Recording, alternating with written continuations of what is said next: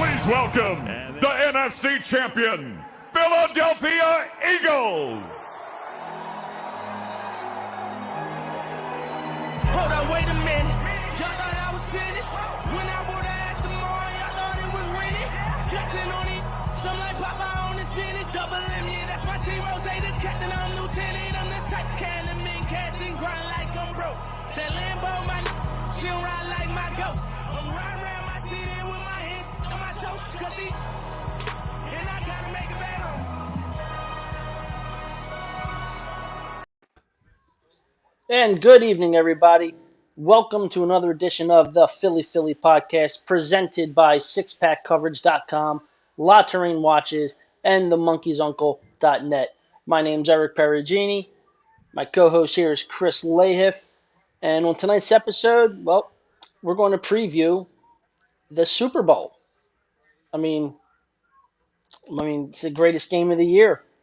And I'm looking forward to this, especially since I'm going to be up the mountains watching this game in a nice little house.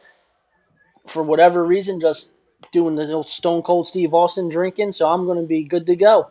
Chris, how are you, pal?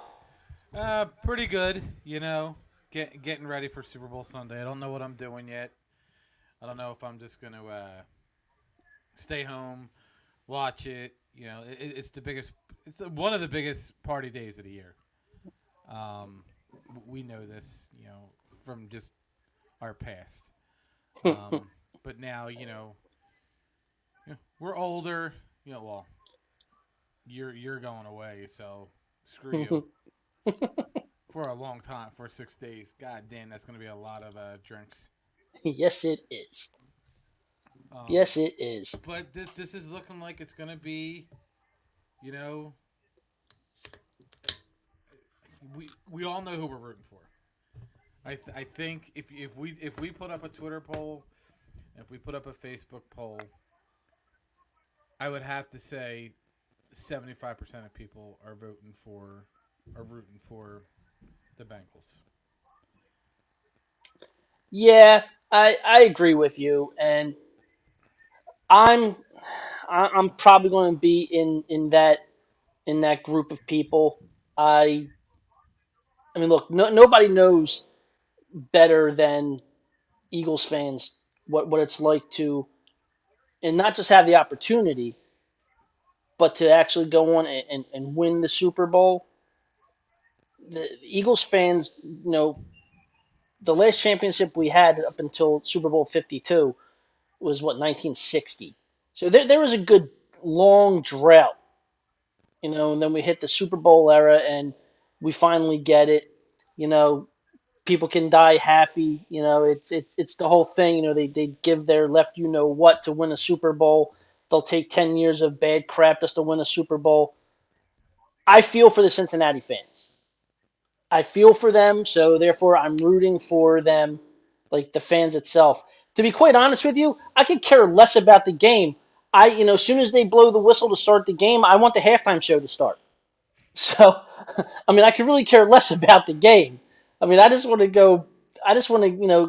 get my G thing on and be like, yo, let's go back to when I was in high school here. Cheers to the halftime show. Yes.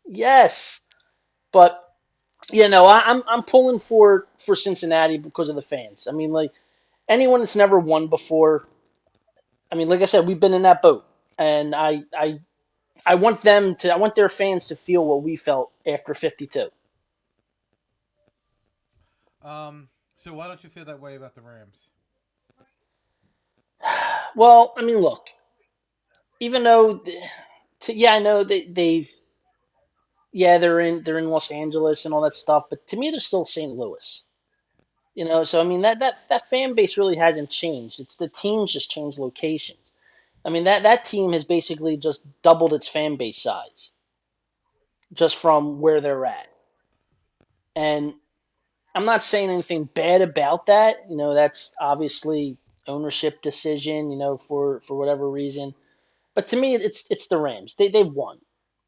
They're still the Rams. They've won. Their fan base knows. So I have nothing against anybody on the team, any of the coaches. ownership, nothing. I just I just feel like that the franchise that has the Rams attached to it, they've been successful. They know what it's like to win. There is a group of people out there that have seen the Rams win the Super Bowl. Right. There's a history behind it, and it's not There like is. um. Listen, no one cared enough about the Rams in St. Louis. No one cared enough about them the first time when Eric Dickerson was there.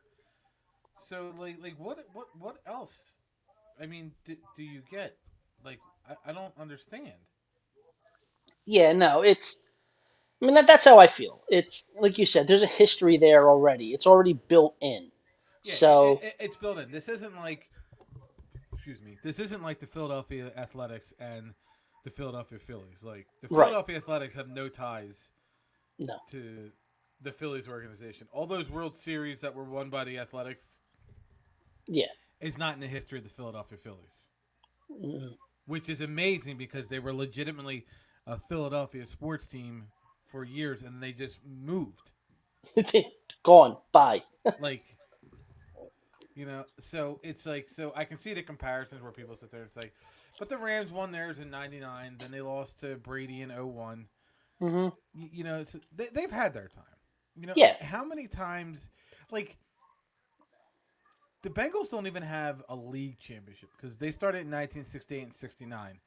They were in the AFL, and then they came in with the merger. So, by the way, there was a league before in the '60s. Oh yeah. There was definitely a league I before think this I thing called think the Super Bowl came I around. I think there was a 100-year anniversary last year. I don't know. I could be wrong. If you ask another fan base, they'll tell you completely differently, and that the other That the stuff doesn't match. Yep, 100 years of the NFL, but there's only what 50 some championships. That's Yeah, it. it does, yeah, yeah. And do you know what's funny is we're gonna get back on the Super Bowl talk. I'm glad I brought this up, and I didn't. I inadvertently meant to. So we know what fan base we're talking about. We're talking about the Dallas Falcons, the Dallas fanboys, the Dallas Cowboys, and we know how obnoxious they are. We know how stupid they are. We know how idiotic they are, and they're the first ones to sit there and discredit everything. And then you look at the fan base of the Green Bay Packers, who don't do any of that at all, and they have what, four Super Bowl titles. We know how the friggin' Lombardi Trophy's named after him, so we know how many NFL titles he has. They have overall 13 titles. Is it 13? Is it 13? Yeah. So all right. So and you never hear them, unless it's like an obnoxious one, but you never hear them, you know, throw that we have four titles, and that's coming from a fan base who legitimately had the greatest teams in the history of football for so many years, and they lost one time. Do we know who they lost to? Anybody? The Philadelphia Eagles. Okay, and you never hear an Eagles fan and a Packers fan go at it because we're not Dallas. Our fan base isn't like yours. We love our football. We get irritated. And, we don't sit there and throw out fugazi stats about, our cornerback or this or that. No, we know. We know if our team sucks. We admit when our team sucks. You guys come up with more excuses and more stories than Mother Goose for why your team lost. Well, there's also another reason why you never hear Eagles fans and Packers fans go back and forth with anything. Um, Especially Packers fans. Okay, that franchise has overall 13 world championships. Pre-merger and post-merger with the Super Bowl. They respect the game. It's a fan base that respects the game. The Eagles fan base, we respect the game. We just may be a little loud and voice our opinions a little bit more than what other fan bases would, but we respect the game. We love the game of football. We don't just, I mean, at the end, it's all about winning a championship, but if that's all you have, like said fan base that we're talking about, it's kind of sad if that's the only thing that they can care about. Like they only care about their own history. They don't care about anybody else. They don't care about the history of the league. They really don't. No, they don't care about the history of the league at all. Again, they think the league started when their team started. They think the star is the star, and they think they were America's team. And the only reason that they have that moniker is because Pittsburgh said, "Nah, I'm cool, bro. You can have it. You need it. You clearly need it more than we do. You need exactly. You need to be relevant." Now, there are a few fans that are very tolerable, but as far as there's more fans that are stupid than there are smart Dallas fans. No, there's more bad than good. And it's plain and simple. Yeah, there's more bad than good, and it's they're probably going crazy right now because like the Lakers are the Lakers. They don't have baseball right now, so they can't follow the Yankees. So it's like they won't know what's going on with baseball. Tampa Bay Lightning's doing pretty good. Oh yeah, that's right. I forgot. Yeah, I forgot they're Lightning people now. Because let's face it, the Dallas Stars don't do it for them, so they'll just hop on the bandwagon of a Florida team. You're absolutely right. So anyway, I just wanted to get that out there. This isn't going to be a long show. It's funny. It's fun to make fun of Dallas when you can. They're not living rent free, but I just like. You can always make fun of Dallas, no matter what. So you can sneeze and make fun of Dallas. We're gonna go to our picks and why, and I might throw a few bets up there for you guys to, if you want to take these bets, throw $100 on a couple, like $10 bets. Like you, worst comes to worst, you win some money, you lose some money, you break even. I'm gonna throw $100, even though I just spent $7,000 on Windows. I'm starting an OnlyFans account, so we're gonna need to promote that soon. So, but let's go to your picks first. So, Rams Bengals Super Bowl 56. You got the Bengals winning. Oh, I'm sorry. Do you have the Bengals winning? Yes, I do have the Bengals winning. Okay. I'm not going against Joe Cool. I'm just not going against him. I was watching some earlier tonight before we came on here. I was watching some film on him. Actually, I was watching NFL Network, and they're showing his highlights, and he just does it. He just goes through his progressions. Like he'll have his games where he's not like totally lighting it up, but he knows where to put the football. He knows where to put it. He can run the offense. He's got a hell of a wide receiver in Jamar Chase. He's got Joe Mixon, and the thing with him, with him, he's able to win games while running for his life behind that terrible offensive line that the Bengals have. And that's where the game's going to be won. It's going to be in the trenches because the Bengals' offensive line is absolutely terrible. But I think that they come out of this game. I think they come in and go, you know what? We're not the underdogs. We can beat this team.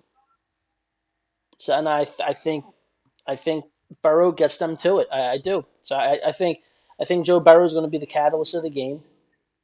I'm taking the Bengals to win. Listen, I'm with you. I got the Bengals.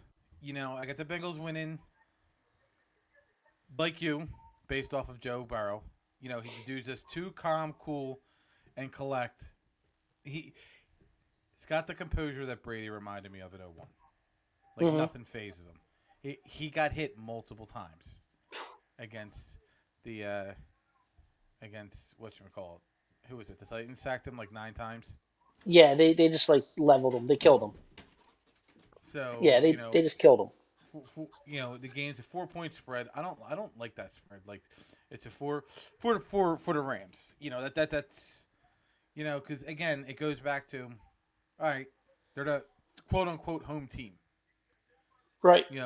Even though the Bengals are considered a home team. Right. So now it's a 1-point game, and the money line's only 165. It went down. It was 198. Right. I was just gonna say it was up over like 190. It was 198, so it went down, and that's a big deal. Like you bet 100, you win 266.50. Right.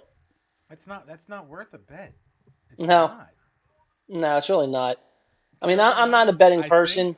I think I would take the unders, 49.5. Yeah, I would definitely take the under. I would definitely do that. I would for this game. I would take the under. I mean, 'cause that's the only thing that appeals to me for the game. If I was going to bet, that's the only thing I would have to take the under. There, I mean, uh, I'd be very surprised if they hit the over. I mean, that would just mean it'd have to be a Just complete shootout. so here's my thinking. You know, for if for betting people, take extra money, buy buy points for the under, get it up to 53.5. Parlay that with taking the 4 points, taking the Bengals with the points, and taking and buying points for the unders at 53.5, and that's what I would do. That sounds good. I mean, you know, it won't be much, but it's a different kind of bet. Right. It's not out there.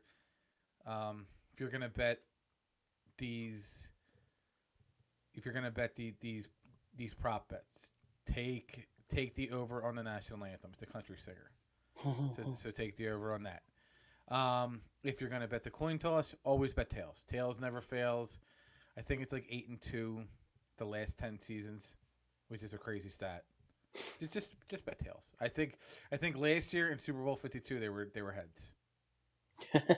Just so like these are stupid stats.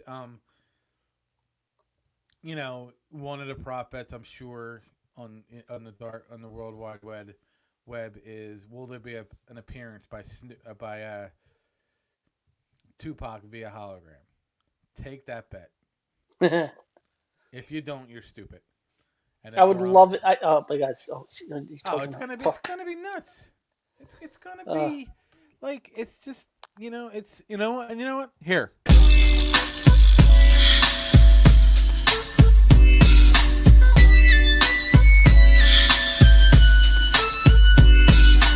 One, two, three into the four. Snoop Doggy Dogg and Dr. Dre is at the door, ready to make an entrance, so back on up. Cause you know we're about to rip shit up. Give me the microphone first so I can't wait till the goddamn halftime show.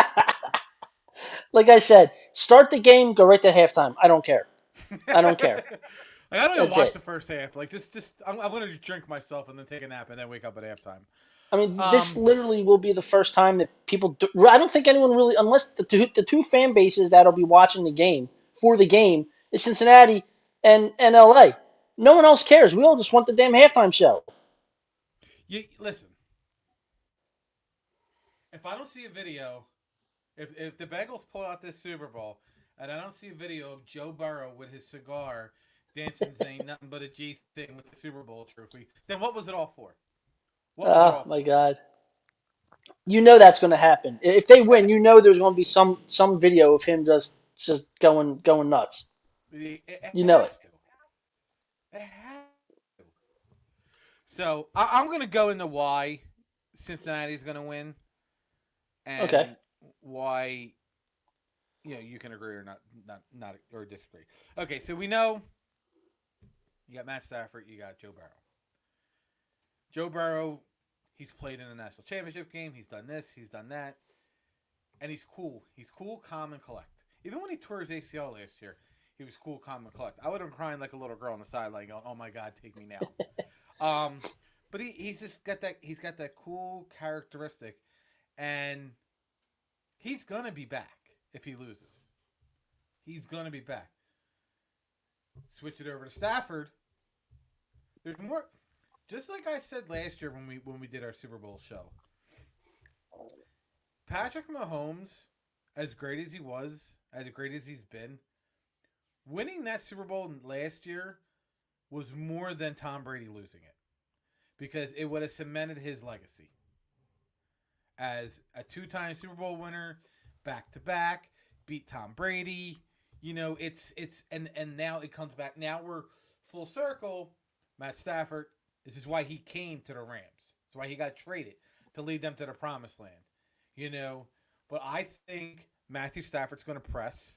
I think he's going to get into early mistakes, and he's got a little bit of an injury, his ankle that he hurt at the end of the San Fran game. Excuse me, nothing too big, still an injury. Injury is an injury. So, and I just think he's going to press. I think the Bengals are going to force him into bad mistakes. You got Sam Hubbard, 94. You got, I think his name Fredrickson, 91. I mean, dude, they got Harambe on their side. What more do you need? They got Harambe. They're doing it for Harambe. For Harambe. Harambe is going to win them the Super Bowl. Oh, God. He's back. Harambe's back. So, I get you got Odell Beckham. You got Cooper Kupp. But this is the Super Bowl. There hasn't I could be wrong, but there hasn't been a blowout since Seattle blew the doors off of Peyton Manning, 43-8. I can't. Yeah, I don't know. That I'm not sure. I like your reason for why Cincinnati's going to win. I mean, I can't disagree with you. I really can't. Yeah, I mean, I'm just excited. It's finally here. Super Bowl's here. And of course, for me, it literally kicks off like once the Super Bowl's over, it kicks off my off season. Let's put it that way. I mean, because I'm already looking for March. I can't wait for the combine. So I'm looking past the Super Bowl already. Like, okay, we're here. There is no tomorrow for the Super Bowl. This is it. Winner take all. So, and I've been working on a draft board, or not draft board. My old what am I saying? My scouting stuff. I mean, I love this stuff. Like the off season stuff is my time of year. So yeah, and I figure next week, next Wednesday, we'll probably do a recap of the Super Bowl. Oh God, yeah. And then we'll dive into free agents who I think the Eagles could go after with their salary cap. Who might not be back for the Eagles? That'll be in 2 weeks. And you know what I'm interested to see? I'm interested to see who follows Dougie P to Jacksonville. Dude, I'm telling you, I think Jacksonville got a steal. The fact that he's getting no respect, I don't care. I know we had Phil Andrews on, and that he thanked everything, but I'm like, Dougie P hired him. When you're a good coach, you have good coordinators. Yeah. And Dougie has taken our Eagles to the Super Bowl, to the playoffs 3 to 5 seasons he was here. His first one and his last one he did. Still think Doug Peterson got a raw deal here. I'm on record in the middle of the last season saying fire him. I'm like, dude, the Super Bowl winning coach, he's going to get picked up. And then I know somebody who said Doug was just taking this year off. He wasn't taking anything. He'll come back in 2022. And look, he's going into the perfect situation. I said months ago that this is a great situation for Doug. He's got a young quarterback in Trevor Lawrence. That team is a mess. Urban Meyer's Urban Meyer. And there's nothing to describe Urban Meyer. And, Doug came in, and him and Howie cleaned up Chip's mess. And, he's going to start from scratch. That team's going to be good. And now he gets to play Carson Wentz unless Carson Wentz gets traded. Unless 2 times a year. Yeah. That's going to be the fun part, to see that little. Well, you never know if he's going to play him 2 times a year. You don't know what's going to happen in Indy. You have no idea. Like, they're calling for the man's head. Unless he gets traded. I mean, yeah. You can say what you want about Carson Wentz. He played all 17 games. Right. Like, he got us a first-round pick. That there's nothing. The whole injury-prone thing. The whole he's not this, he's not that. It's the Carson Wentz talk is over. For the Philadelphia fans who still want to try, who still lets this guy live rent free in your head for some reason. Like, right. It's over. He's not in your head anymore. Let Indianapolis deal with him and his mistakes. He'll make more plays than mistakes. Right. He just does them at the most inopportune times of the year. But yeah. I mean, like I said, this was not going to be a long show because it's two teams. We both had the same picks, and we more or less said why they're going to win. Cool Right, Joe, right. like the cool Joe Burrow is almost Joe Namath-esque. Remember how cool Joe was? Like if you read stories in Super Bowl. Yeah, he's got that cool Yeah, that cool He factor. I has, mean, he hasn't made the predictions, but he's just cool, calm, and sleek. yeah. Well, that's the other thing I like about Joey Burrow. He's just going out there. He knows what has to get done. He knows he's got to go out there. He knows he's got to play. He knows he's got to play well for them to beat this team. Because I mean, look, let's face it. The Rams are a very high-powered offense. I mean, they're not the greatest show on turf that they were in St. Louis, but they're pretty damn good. Like, I mean, Cooper Kupp is a catalyst for that team. And losing Robert Woods didn't hurt them like a lot of people thought it would because Beckham stepped right in to be that complementary piece to Cooper Kupp. And their running back situation, it wasn't ideal all year long, and they got Cam Akers back now. I mean, he's battling a little bit of an injury, has a little bit of the fumbleitis going on in the playoffs. Since he's come back in the playoffs, he's got two lost fumbles. So he's not as progressed as I thought he would be after coming back from his injury.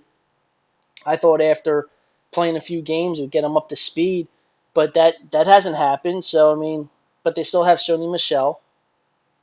So I mean, they have a Just think about Cincinnati's defensive coordinator. He right. held Patrick Mahomes and the Kansas City's offense to 3 points. Yeah. And I would say Kansas City's 1 and probably Rams are 2. Would you not say? Yeah, I'd say that. Like it's in the playoffs because I think I think Dallas was 1, but it was. Yeah, I think you're right. I think Dallas was 1, but right. But yeah, no, I mean, he's got his work cut out for him against this team. I mean, so it's it'll be interesting to see how they play it out, what their game plan is like. But like you said, we both have we both have Cincinnati winning. I think it's pretty safe to say I know who you think the game MVP would be. It's got to be Burrow. I mean, yeah. Listen, here's my predictions, and here's why I say by the points. 28-24 Cincinnati. You're at 52 points. You got 53.5. You covered the others. See, I was going to say 31-24. Yeah, I was going to say 31-24. I think they're able to put a 30 spot up on St. Louis. That kicker, that kid is just money. No matter where they put him on the field, he's gonna kick it from the locker room and he's gonna go right through the middle. That dude's got ice in his veins. I mean, you want to talk about another guy that's cool and has a set on him like this. I mean, like he just goes out there. Yeah, he does. But you know what? So kickers go through the motions of they do being hot and cold because look at Jake Elliott after he hit that 61-yard field goal between then and the field goal he hit in the Super Bowl. He was money. Yes, he was. The only time he wasn't money is when he got a concussion on Sunday Night Football and Grugier Hill was doing the kickoffs. Yep. It was the only time, and he got knocked in the next week. Yes, he did. Jake Elliott thought he was Chris Elliott. But yeah, I don't know. Depending on the situation, I don't know if the Bengals are going to settle for field goals because you know how you have to beat the Rams, and I think the Rams are going to back themselves into a corner. I could be 100% wrong. It's all possible though. Jesus Christ! I was supposed to go to the Flyers game tonight, and I turned down tickets because we had to do our show when Window Nation was coming out. And it was the end of the second period, and they were losing 4-3. I'm like, all right, cool. They lost 6-3. Jesus Christ! They're playing Detroit tonight, weren't they? Yeah, that's crazy. I just got. The only reason I brought it up is because I got the alert. But yeah, I feel like they're gonna. This is what I think gonna happen. I think Cincinnati jumps out to like a 14-0 lead, or we'll go at your point. They'll jump out to like a 10-0 lead, and whatchamacallit's going to panic, and I think he's going to force some stuff. You know, you've seen what happens when Stafford gets down and he gets pressured. He's a good quarterback, but he makes bad plays, just like any quarterback. Yeah, I mean, yeah, you're right. Any quarterback, they can make great plays, but the pressure hits them. We'll see what happens. I mean, because everyone's talking about Matt Stafford, and this is his first Super Bowl. I mean, I know he's the veteran, but it's who got his first playoff win this year. yeah, you're right. He did. So I mean, I know he's got a stacked team offensively around him, but again, it's his first Super Bowl. It could be his only one. And let's go back to the 49ers game. He throws that pass, and that cornerback picks that ball up. They were down by 3. That's when I go back to saying he presses. He tries to make the home run play, and if that kid holds on to that interception, thanks Hurst. He used to work at Hurst at Jetro.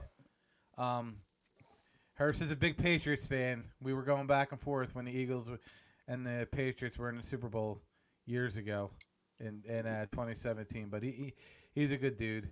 But nice. Yeah, he drops that interception, and we're talking about something.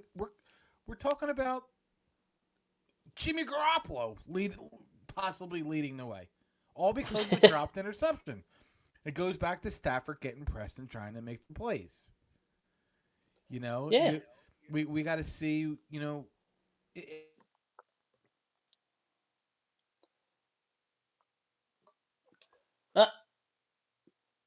Some technical difficulties there, Chris.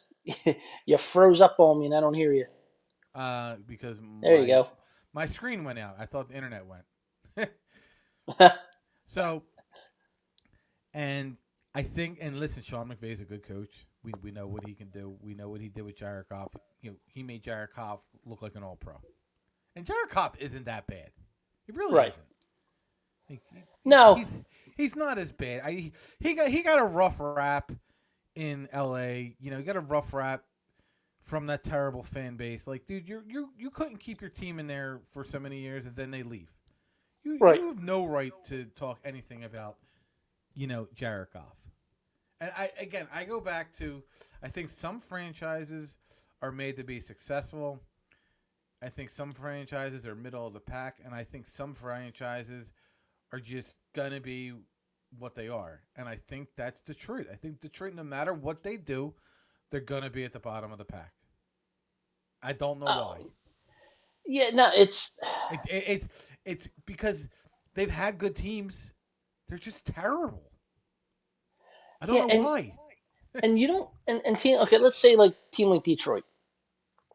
They've never really now they've made I call it the illusion of the attempt to become better, but I honestly feel that the ownership in Detroit is happy that they have they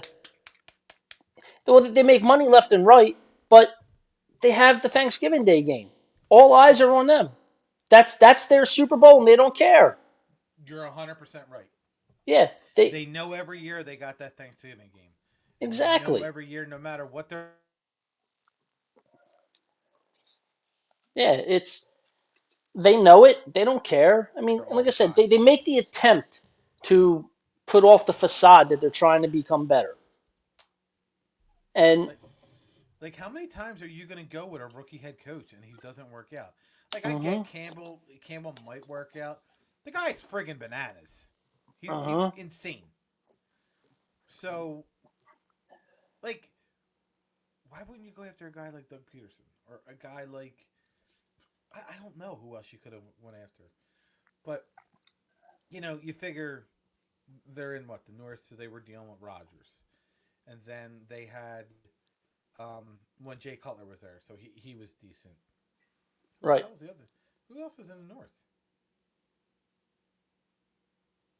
Why am I drawing a blank? Minnesota. All right, Minnesota. Minnesota had Kirk Cousins. Right. Not that he's great, but he's better quarterback than the product they were putting out. Absolutely. So and then like you said, they put out the facade of, hey, this is what we're doing. We're going. Yeah. We're going nowhere. They're not going nowhere. You know, they know they have a nationally televised sellout game every year, which just for television rights just rakes in the cash. So I mean, they're okay with it. It's kind of like they kind of remind me of how the old ownership for the LA Clippers worked. The guy was in LA. He knew he was going to make money being in LA. I mean, he was a racist POS, but he knew he was going to make money just because of where he was, and that's why he never wanted to get rid of the team. I mean, and he never tried to make them any better. Like, I mean, how many years did they have Danny Manning on that team? He was like their best player. He was their marquee guy for years and years and years, and they ran that guy into the ground. And well, you know, it is what it is. They're like you said, there's some teams that are just destined to be bottom feeders, bottom of the barrel. They're there. They make just enough to pay their league fee, to play the players to be on the field, play their personnel for coaching and staffing and medical staff, and as long as they can pay the bills, they're happy. That's it. He bought the Clippers for $12 million. The yeah, the fascist, the racist. And he sold them for $2 billion. Yeah. I mean, that's insane. They were never any good. I think the entire time he had the team, I think they made the playoffs twice, and they were out in the first round. And he was probably pissed that they made the playoffs, to be honest with you. Like, hey, wait, I want you guys to go out there and play, but don't play good. Probably took away their whirlpools in the locker room just for making the playoffs. Kind of making them wash their own socks, a la Norman Bremen. Jeez. So obviously this is our last show for the 2021 football season. Because we'll be starting up a new new season for football in August. We'll do preseason, but like the geek Eric said, we'll come on and we'll talk we'll talk his draft picks, because I have done zero. Well, I mean, it's not my draft picks. It's basically just going to be my analysis of players, because and let me tell you, zero analysis. And dude, let me tell you, there are some guys like I dove deep into some players. Like I did the top 10 picks per position, excluding kickers, because they're really not real football players. But I mean, even though we were just talking about kickers, you just talked that dude up like he was the next best thing. No. I'm just saying he's good. Like, he's like, yeah, McPherson. Yeah, no, you're a nerd. No. Hold on. I'll give the kicker credit, but then I will take away that credit, because it's like, as far as I'm concerned, there's no other kicker unless his name's Adam Vinatieri. But this kid's doing pretty damn good, so I'll give him that much respect. But other than that, if you can only name one really decent kicker, they don't count. That's it. Sorry. So, but anyway. David Akers, Sebastian Janikowski. Run of the mill. Sebastian Janikowski just kicked 60-yard field goals. That dude kicked his leg off too. Like, he literally kicked until his leg said, "No, I'm not doing this no more." His follow through was ridiculous. The fact he never kicked himself in the face was amazing. His foot was like right here. Right. It was like right there. And he was like 6'4". He wasn't a Dude, small dude. I remember watching that draft. I remember watching that draft. It was me and my cousin Jay. We were hanging out. We're just having some beers, just before drafts were like major things. And when the Raiders came up and they took him, we just looked at each other, and I was like, "What? Did they just take a kicker?" I know.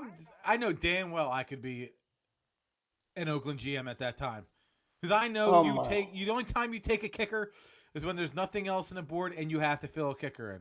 I'm like, God damn it! All right, who's got I'm the longest bye? That's how I draft my kicker. Who's got the longest bye? like I think it should be a rule in the NFL that Mr. Irrelevant is a kicker It every year. has It's to just be.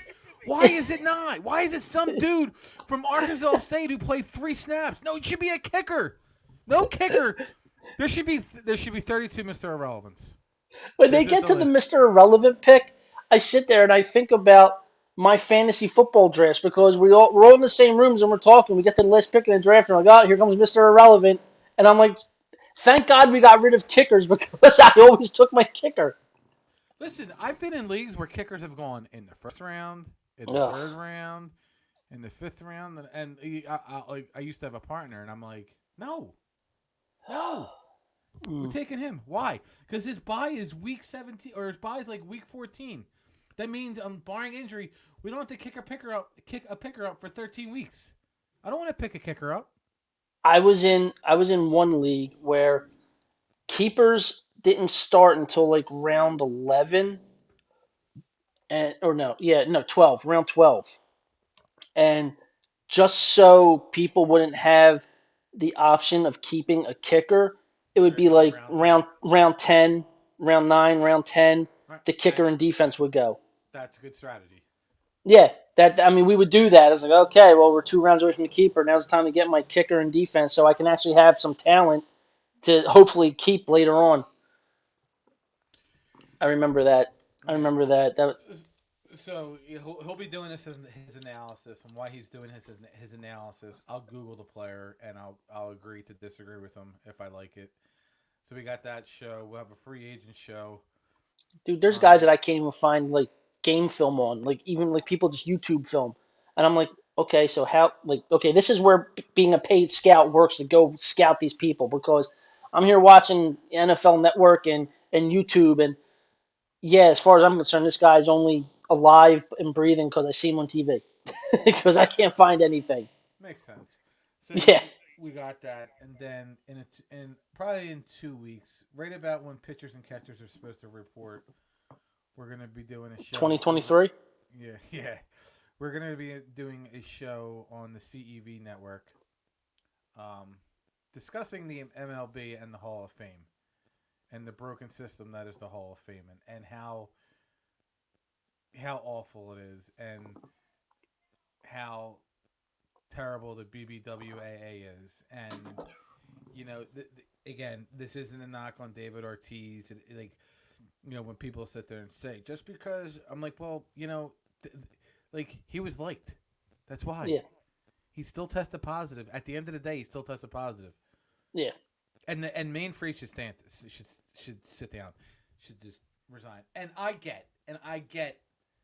I mean, we're done talking baseball, so I'm going to put on my last 3 minutes. And I get why fans are mad, but the owners have to make money too. We're tying up a 13-year deal into Bryce Harper for $330 million. It's fine. Yeah. I get it.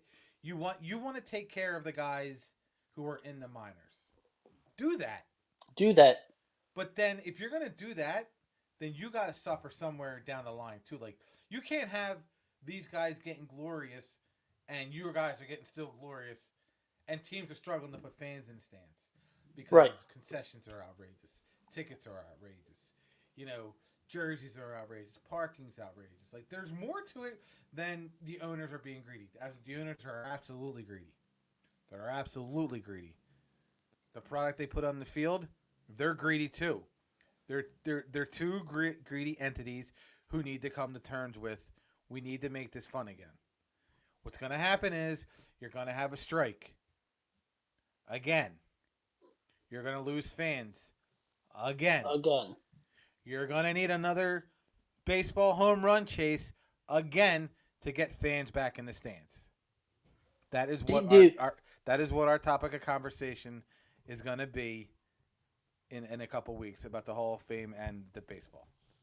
Well, real quick, before I have something I want to interject real fast with baseball, but I got a text message from Pat, and he said that he's taking the Bengals also. We know why he's taking the Bengals. Yeah, we know. He was in love. He was in love with Joe Burrow. before it was cool. Well, at the beginning of the playoffs. Yeah, but my thing is, you just talked about you briefly just said like brought up steroids in baseball. Did you see that baseball is going to stop testing for steroids for a short time?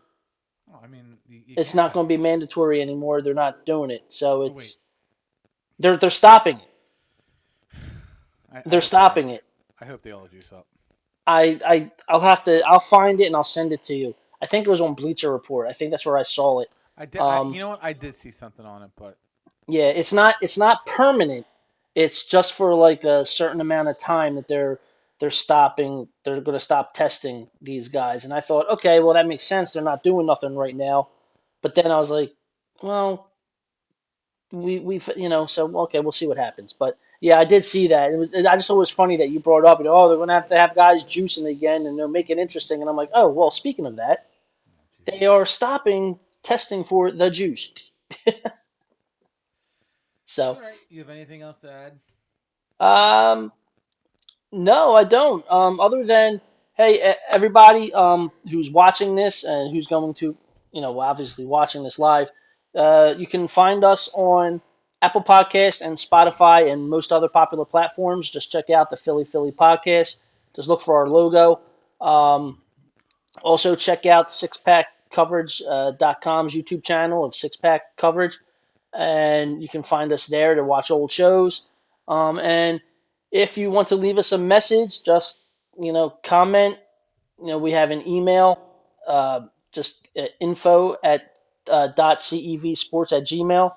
Drop us a line and just check us out on, like I said, Spotify and Apple Podcasts, and you can drop us a line on there too. I'm gonna end you up, and we're gonna end with a couple clips. Yeah, man.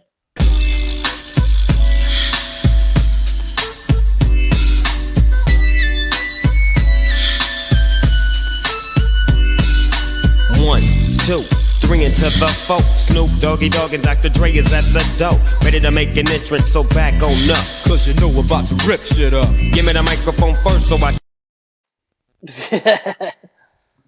And time runs out. This is the end of the game. And for the Philadelphia Eagles, the long drought is over. Oh my! No! Oh, thank God! Oh my God! Yes, we won! We won the fucking Super Bowl! That's it! We fucking won the fucking Super Bowl!